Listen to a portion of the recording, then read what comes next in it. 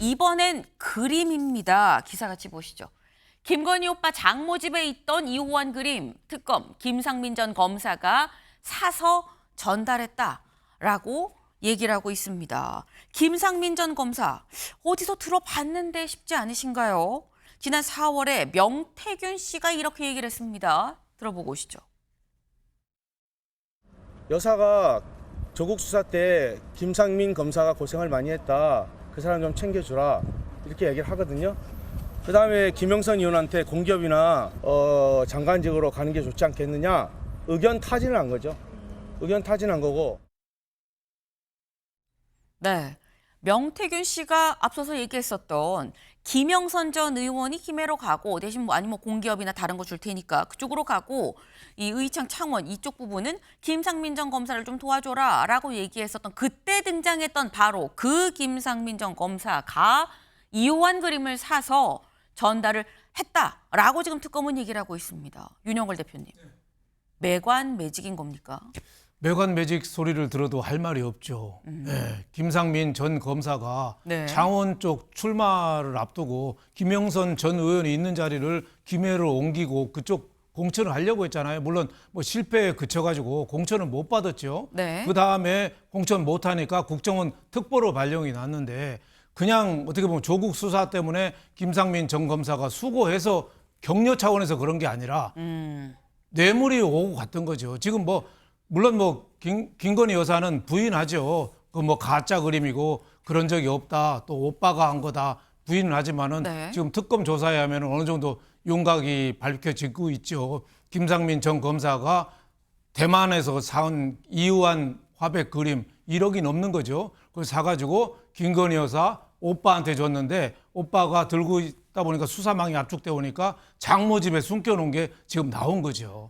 그래서 어느 정도 자꾸 윤곽이 그 서희건설 나토 3종 세트 네. 명품 목걸이라든지 이거 하고 또 통일교 또 그 뇌물이 좀 오고 갔잖아요. 네. 예, 그리고 또 맞는 게 또 이배용 전 국가교육위원장 금 거북이. 그래서 이번에 4번째 나온 거죠. 앞으로 수사 확대에 따라서 네. 밝혀질 가능성이 많지 않느냐. 옛날 과거의 영부인들도 저런 정치 자금이나 부패 뇌물 논란은 많았지만은 저렇게 수사에서 밝혀진 거는 처음 아니냐 이런 생각이 듭니다. 네, 이렇게 수사로 이렇게 밝혀진 건 처음 아니겠느냐. 매관매직이라는 의혹을 받아도 할 말이 없는 정도의 약간 정황이다라는 취지의 말씀을 지금 하셨어요.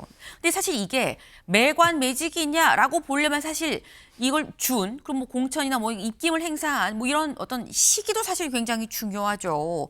그림이 간 시기와 직을 받은 시기, 공천을 받은 시기, 요걸 같이 따져봐야 되는데 다음 기사를 좀 볼까요?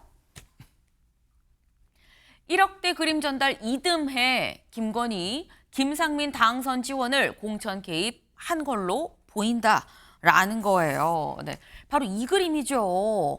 이 그림, 그러니까 이호환 작가의 그림, 이 그림을 지금 오갔다라는 건데 여기 그림 유통 과정을 좀 같이 보겠습니다. 한국인이 대만 경매 업체에서 2022년 6월쯤에 3천만 원의 낙찰을 받습니다. 그런데 이걸 인사동 화랑의 임모 씨가 사요. 여기로 넘어가죠, 그림이. 그런데 이 그림을 김상민 전 검사의 김상민 전 검사의 지인이 2023년 1억 2천만 원에 김상민 전 검사한테 이걸 팝니다. 그래서 건너 지금 김상민 전 검사한테 2023년에 이 1억 2천만 원에 이게 그림이 넘어간다라는 거죠. 그리고 이 그림이 김건희 여사의 오빠인 김진우 씨의 장모 집에서 발견이 됐다라는 거예요. 네.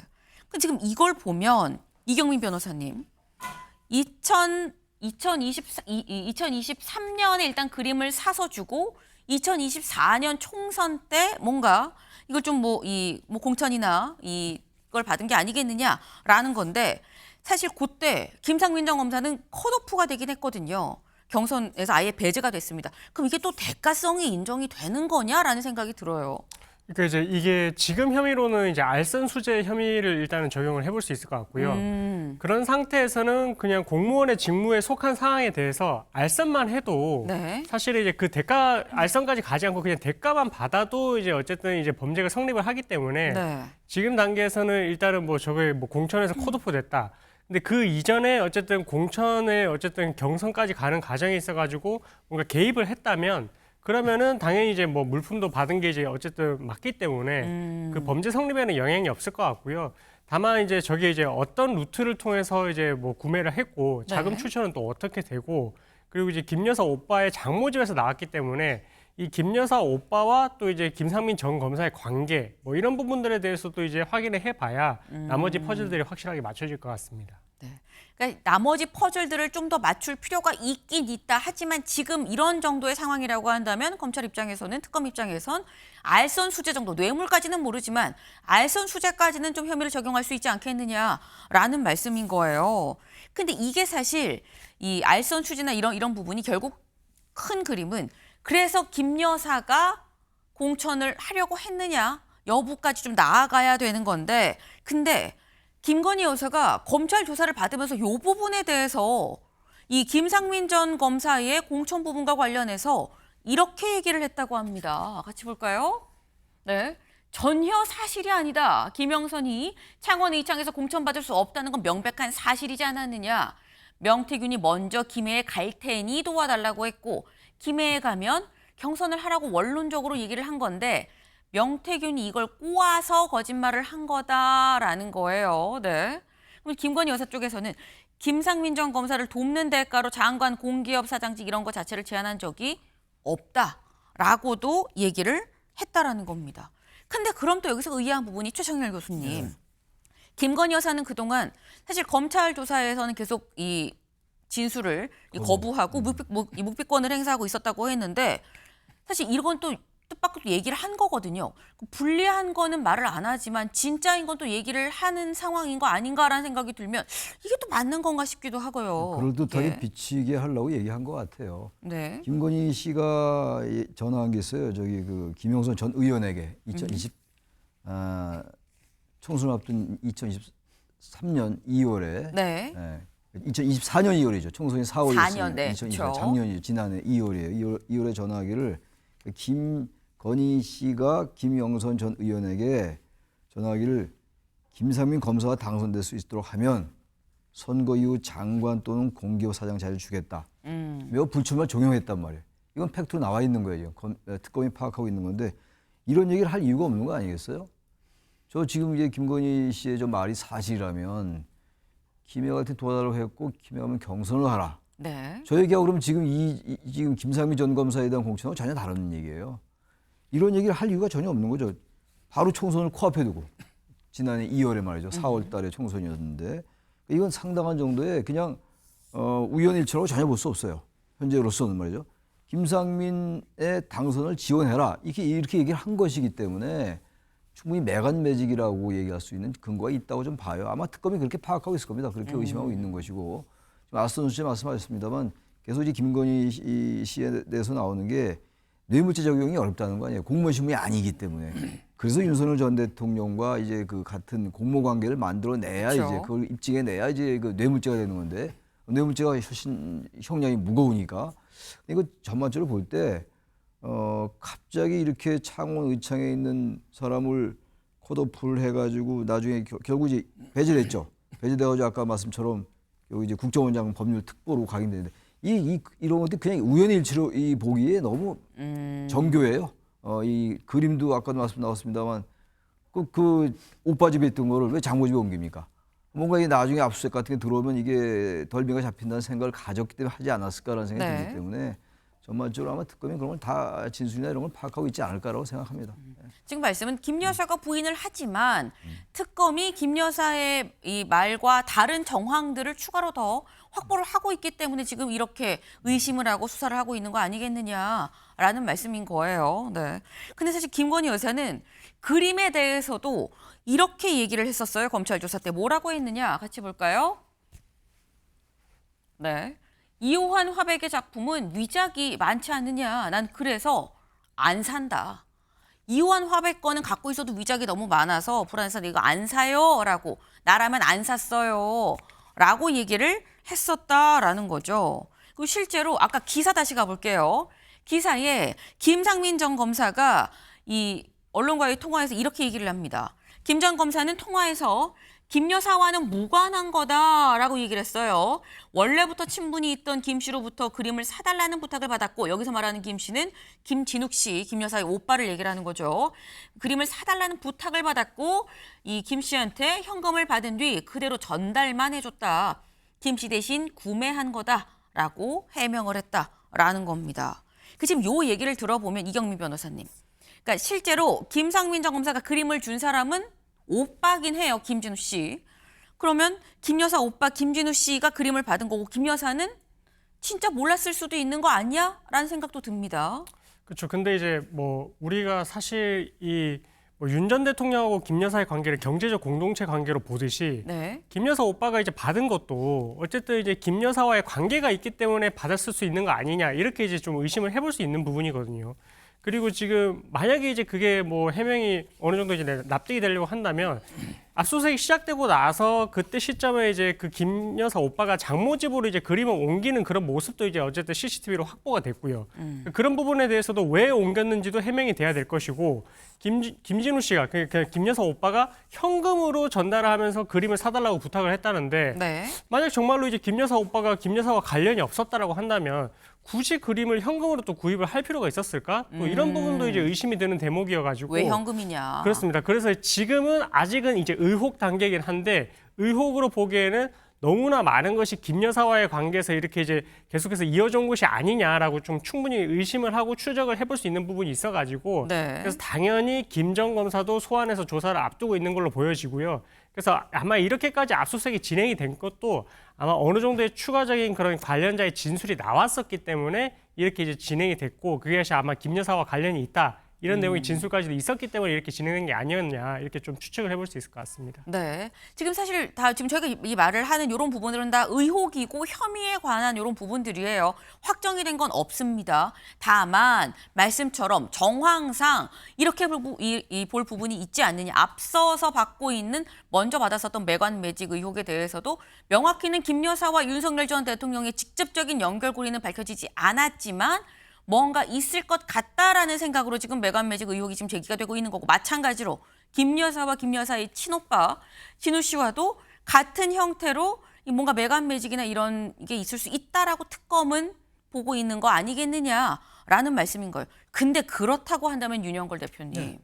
지금 이 김 여사 오빠도 같이 매관 매직이랑 어떤 이런 부분에 있어서 김 여사와 한 팀이라고 한다면 그런 판이 더 커지는 건데, 김 여사 오빠가 하는 별도의 또 매관 매직의 정황은 더 없다는 보장이 또 없거든요. 앞으로 계속 수사가 나올 가능성이 있죠. 김건희 여사 이코르 김진우 오빠인 것처럼 계속 행사를 해왔으니까. 그리고 건진법사 같은 측근들도 그 앞에 공기업 뭐 회장 뭐 이런 사람들이 줄을 섰다는 거 아니에요? 네. 그리고 앞으로 수사의 결과에 따라서 얼마든지 나올 수 있죠. 김건희 여사가 이 화백 그림에 대해서 가짜가 많아서 안 산다 그랬잖아요.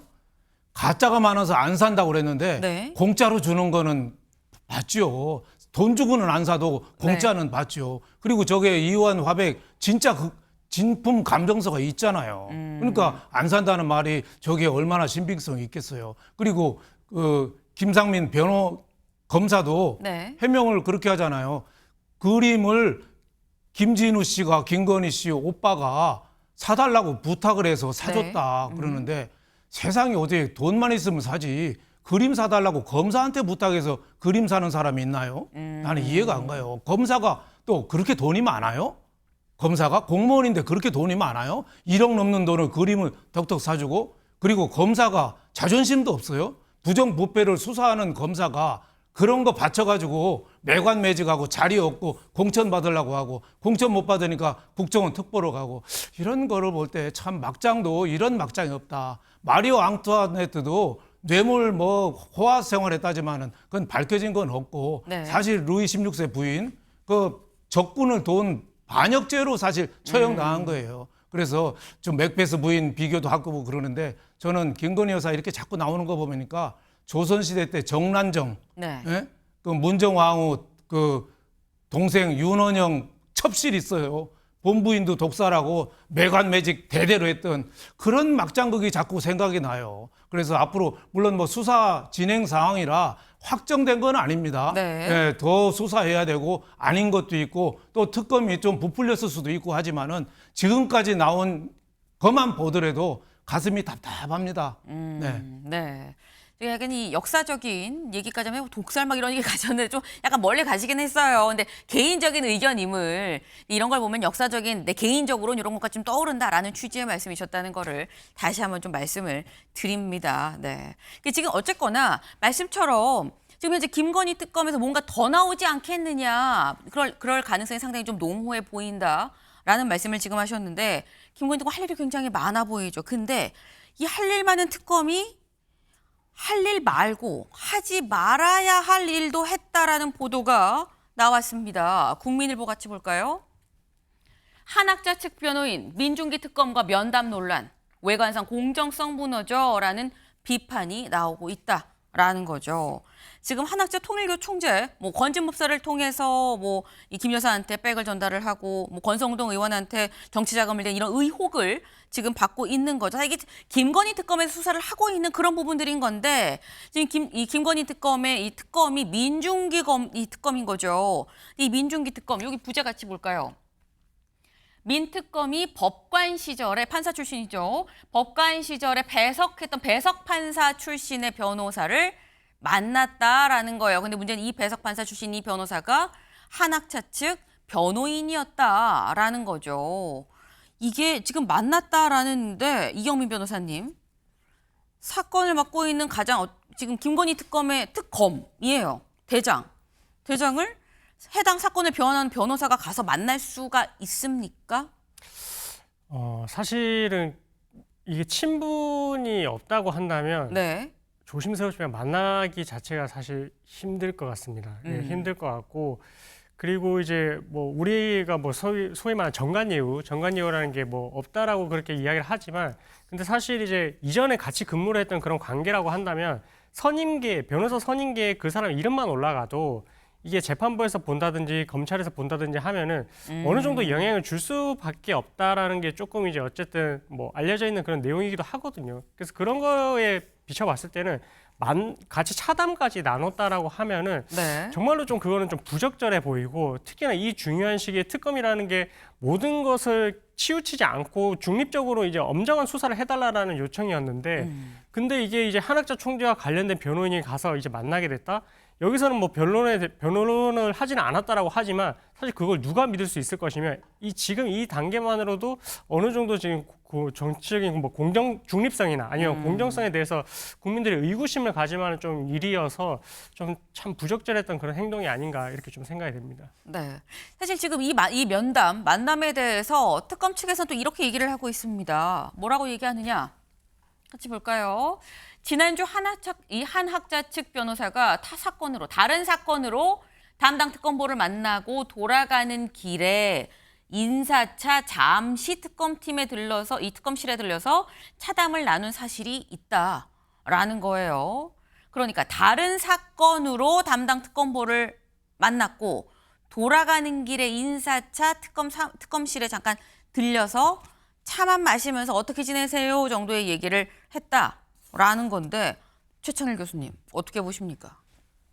나가는 길에 과거에 인연이 있던 이제 사람이니까 만날 수 있겠죠. 근데 저게 이른바 방문 변론이라는 건데, 근데 방문 변론은 대단히 예민한 거라고 그래요. 법조계에서 예민하기 때문에 2016년도부터는 방문 변론 자체를 기록은 남긴다고 그럽니다. 네. 그러니까 말하자면 저기 특검실에 들러서 얘기를 할 정도면 아무리 특검부와 이제 사건에 대해서 얘기했다고 하더라도 얘기를 안 했다고 보기 어려운 거 아니겠어요? 어떤 이 전반적인 정황으로 볼 때 전혀 얘기 안 하고 차 마시고 한다. 그러지 않았을 것 같고, 알 수는 없어요. 알 수는 없습니다만. 게다가 지금 보니까 지금 이 변호인들이 오광수 변호사가 이 정부의 초대 민정수석이었죠. 이분이 사퇴했던 걸로 본 것 같기도 하고 그런데. 사퇴했죠. 근데 강찬우 변호사는 또 전 대검 반부패부장이었어요. 이재명 대통령의 공직선거법에 변호를 했던 분이고, 또 김호수 변호사는 전 검찰총장이에요. 문재인 정부. 그러니까 가만히 보니까 한학자 측 변호인단을 지금 말씀하시는 거죠. 한학자 네. 총재 변호인들을 제가 말씀을 드리는 건데 아주 이재명 정부와 관련된 그러니까 진보 정부와 관련된 인사만 이렇게 하고 있어요. 지금 선계를 낸 상황이어서 대단히 전략적으로 변호인을 쓴 것 같아요. 이게 과거에 무슨 단순히 고위직이었다는 측면을 떠나서 이 정부나 문재인 정부에 관련이 있는 사람들 그러니까 전반적으로 전관예우를 충분히 활용할 수 있는 인사들로 보여요. 근데 그런 상황에서 지금 이 특검부가 특히 이제 이 통일교와 이 지금 이 김건희 씨 이쪽과의 이 이른바 커넥션 관계가 온 국민의 관심이에요 지금. 아까 뭐 매간 매직 관련은 한 3개 정도밖에 안 되는 이건 더 큰 거일 수 있단 말이죠. 근데 이 상황에서 민중기 특검이 지금 이걸 만났다 잠깐 차를 마셨다 하더라도 뭐 그런 생각을 하지 않았겠습니다만 정말 그 오해한다 말해서 이 갓근 매지 말라는 거 아니에요? 조금 더 행동이 신중하고 할 필요가 있어. 이건 썩 그렇게 적절했다고 보기는 어렵지 않느냐 그렇게 생각합니다. 네.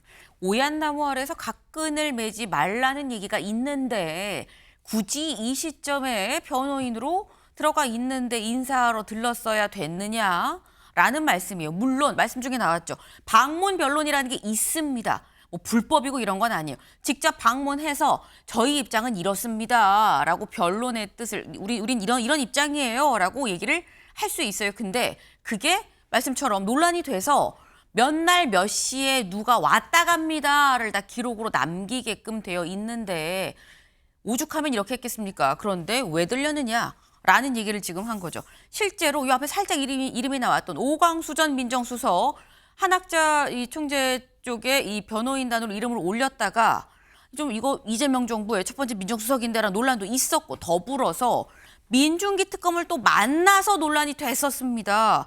그래서 더불어서 그때 당시에 요 논란을 다 합해서 결국 낙마라고 얘기를 해야 되나요? 결국 이 사임을 했는데 그때 만났을 때 여기를 좀 볼까요? 만난다는 얘기가 있었을 때 뭐라고 얘기했었느냐?